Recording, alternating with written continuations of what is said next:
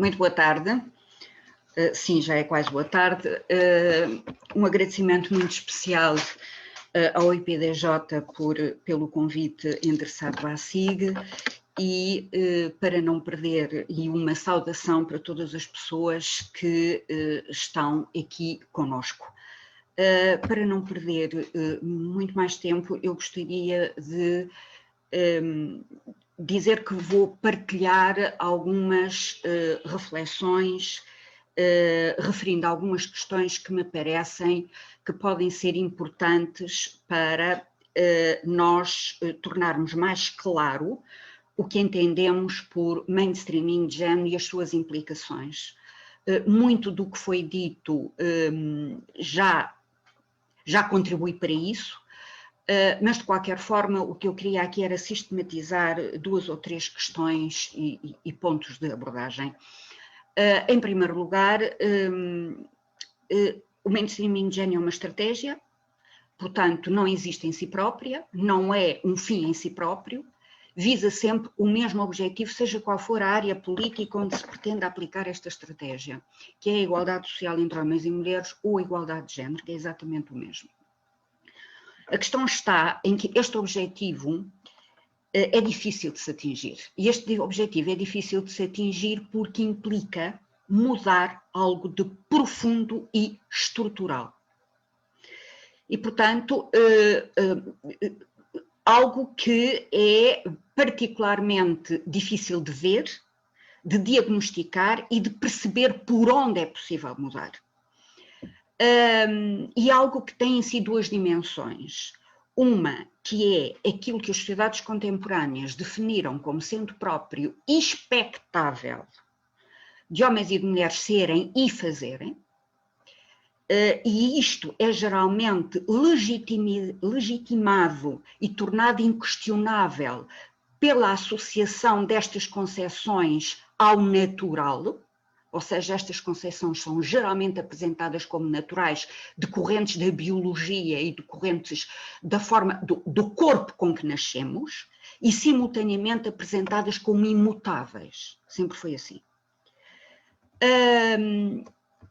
Ora, no desporto, um dos principais fatores de discriminação é o que entendemos serem, a priori, competências físicas e sociais de homens e de mulheres e o valor atribuído a essas concepções. A outra dimensão deste objetivo é o facto da igualdade de género se referir às relações que homens e mulheres estabelecem entre si. E estas relações são, em si próprias, são relações de poder desequilibradas, porque se alicerçam numa noção de hierarquia que se constrói a partir da atribuição ao masculino e aos homens, de um valor social àquele que é atribuído ao feminino e às mulheres. Ora bem, o menosprezo pelo feminino é um fator absolutamente estruturante das relações entre homens e mulheres. Em todas as sociedades ocidentais atuais, organizam-se a partir deste elemento. O conjunto destas duas dimensões, as expectativas e estas relações assimétricas alicerçadas neste menosprezo pelo feminino, condicionam todas as entidades individuais e coletivas, moldam comportamentos individuais e coletivos, estão presentes na cultura de todas as organizações, estruturam o pensamento coletivo e a comunicação humana. Ora bem, estão, portanto, presentes em todas as atividades humanas, incluindo o desporto. E estão de duas formas. De uma forma explícita e visível, ouvimos aqui inúmeras referências àquilo que é explícito e visível, mas também de uma forma implícita e invisível, e também já houve aqui abordagens e reflexões sobre esta dimensão. O desafio do mainstreaming de género está precisamente em desocultar o não dito e o invisível, compreendê-lo e explicá-lo e partilhá-lo com os poderes políticos, institucionais, associativos, partilhá-lo com as pessoas e partilhá-lo com as organizações numa lógica de aprendizagem institucional. Para atingir o seu objetivo, o mainstreaming de género mobiliza duas ideias, entre outras, mobiliza duas ideias-chave que eu gostaria de sublinhar. É a ideia de partilha e a ideia de corresponsabilidade.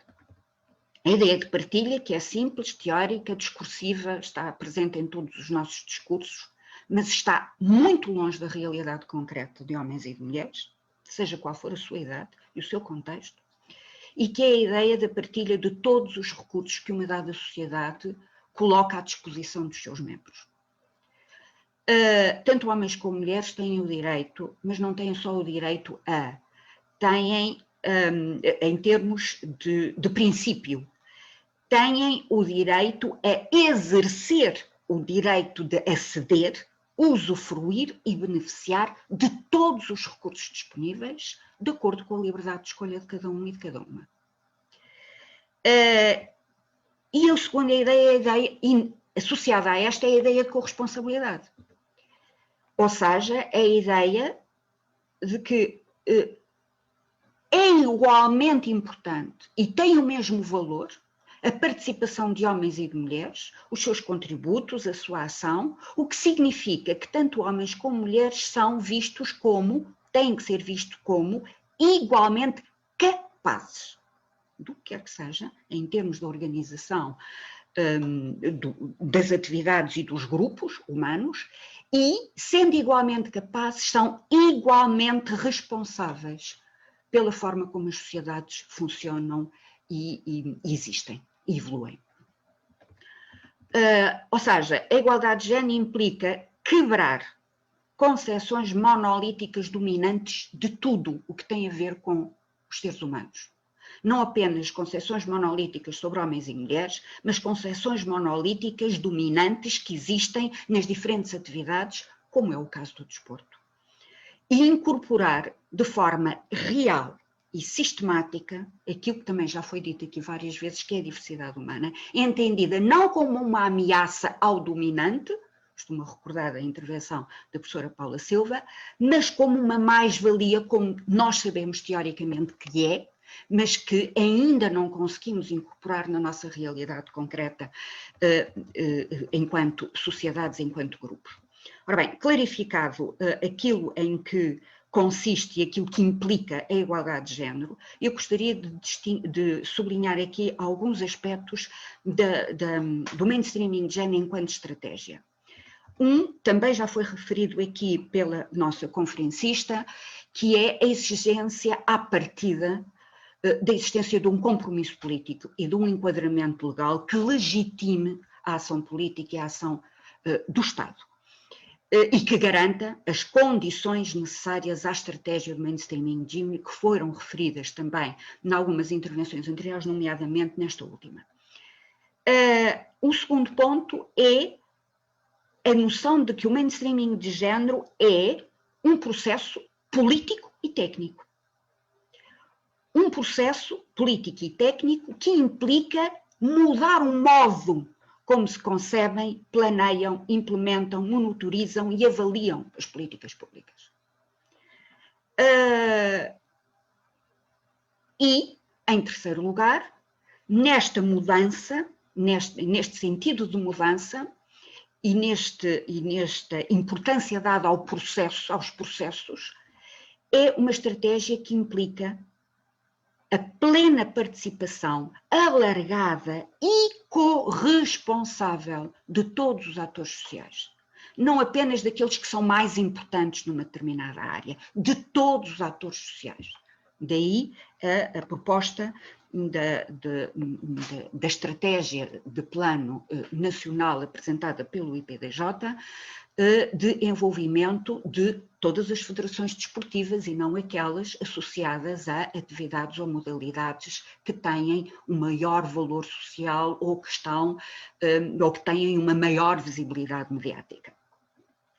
Ora, para que estes três elementos possam ser eficazes, é necessário um quarto elemento, e que é o facto do mainstreaming de género exigir tornar visível as desigualdades. Olhar para aquilo para onde nós geralmente não olhamos e olhar e ver.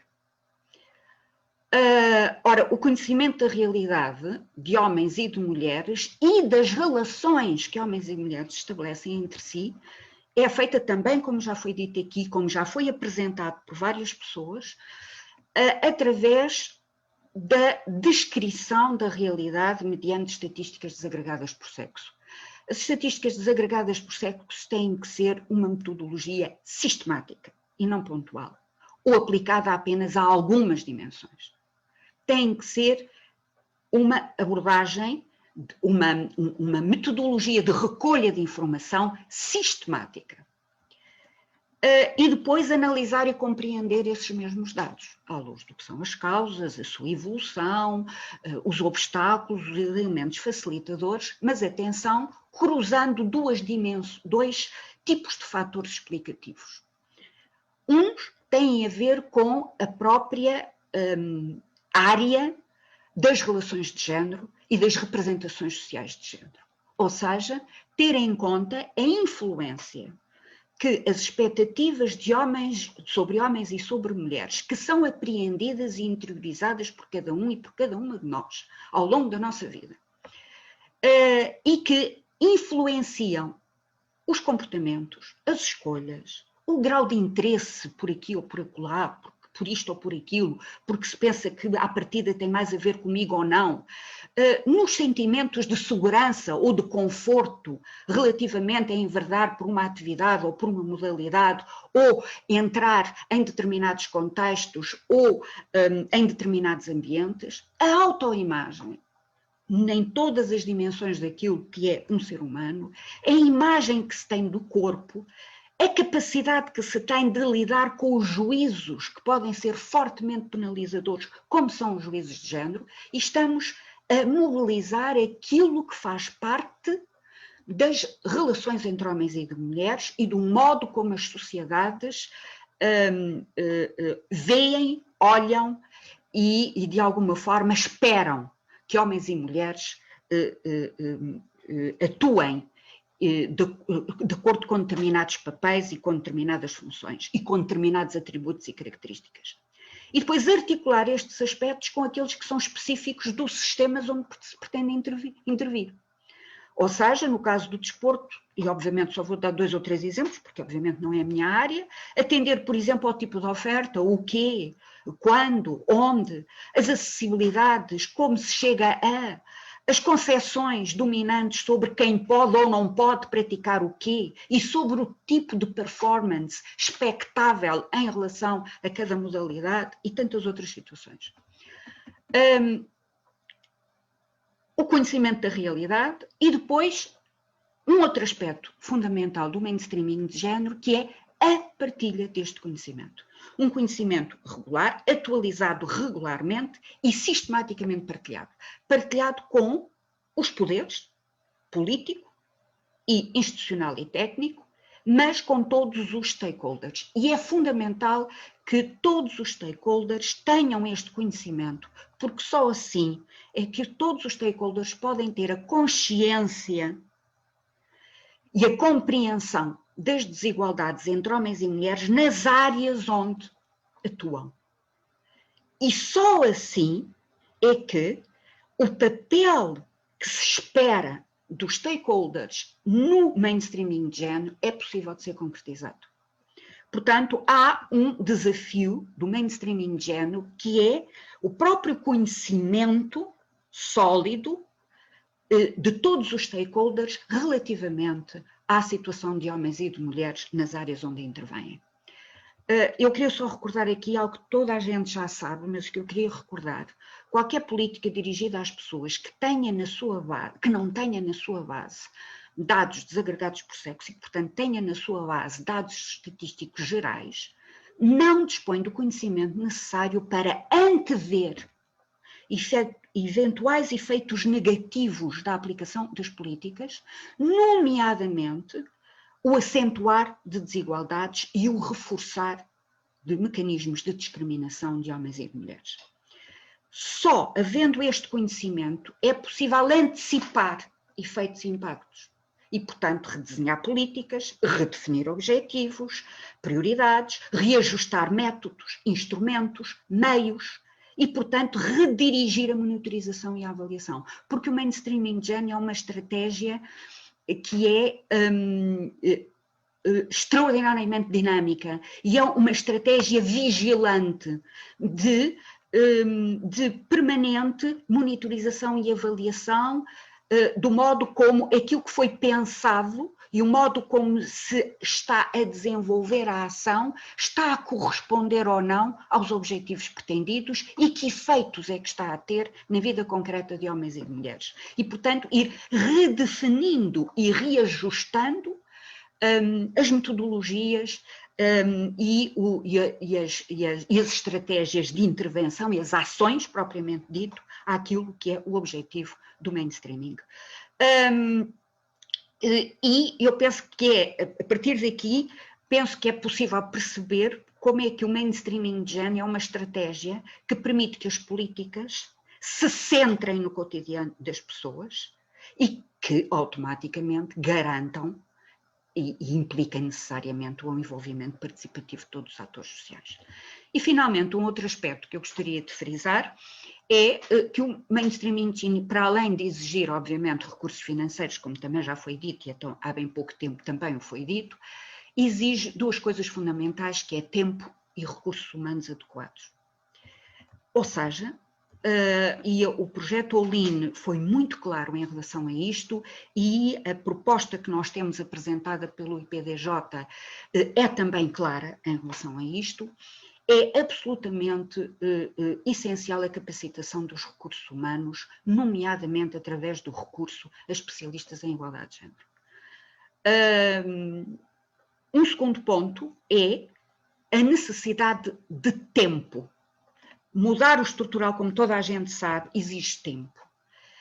E, portanto, é necessário continuidade e sustentabilidade das políticas, de forma a ser possível ir avaliando o que vai mudando e não só o que vai mudando, mas os efeitos das mudanças que vão sendo operadas. E, finalmente, um terceiro ponto é que o mainstreaming de género implica uma coerência e uma visão sistémica das áreas onde se pretende intervir, exatamente devido à natureza multidimensional e multissetorial dos estereótipos de género e das relações de poder assimétricas entre homens e mulheres. Tal como foi sublinhado, quer no projeto All-in, quer nas próprias, como é sublinhado no plano apresentado, na proposta apresentada pelo IPDJ, não só persistem obstáculos e resistências relativamente à igualdade entre homens e mulheres no desporto, como atenção, os progressos são lentos em todas as áreas, no desporto também, mas há uma chamada de atenção importante, é que muitos dos progressos são fragmentados. Daí a importância da visão, da coerência da visão sistémica do mainstreaming de género. E, em si próprio, ele é uma estratégia sempre de aceleração e de reforço de processos de transformação das relações entre homens e mulheres. E, obviamente, que se o aplicarmos ao desporto, sendo o desporto uma atividade humana com um enorme impacto na vida das pessoas e na forma como as pessoas pensam sobre si e se relacionam, a transformação das relações entre homens e mulheres no desporto implica necessariamente essa mesma transformação nas outras áreas sociais. Só queria, penso que já estou a ultrapassar e a chegar ao tempo para não demorar aqui mais tempo, queria só chamar a atenção que tanto o projeto All-in como o plano e a apresentação a estratégia agora apresentada, a proposta de estratégia agora apresentada, têm aqui algumas preocupações. A preocupação do conhecimento da realidade está muito claro, a preocupação pela capacitação e conscientização por parte dos poderes políticos, governos e organizações e associações desportivas e, repito, a preocupação pela chamada aprendizagem institucional e o apoio à decisão política através da disponibilização de informação, de recursos e de boas práticas. Ambos conferem um papel determinante à co-construção de políticas, programas e medidas pelos poderes públicos, governos e stakeholders e, finalmente, não é por demais evidente que as áreas definidas em ambos são indissociáveis do conhecimento e da análise da realidade. Em ambos foram priorizadas as áreas da liderança, da participação e dos mídia, em ambas. E eu penso que isto é claramente o resultado de um conhecimento aprofundado e é muito importante que o projeto Olim tenha permitido a definição de indicadores consensuais e que possam ser, e aos quais todos os países possam responder e, portanto, que nos permita a comparação entre países relativamente ao mesmo tipo de dimensão do desporto que queiramos conhecer e analisar.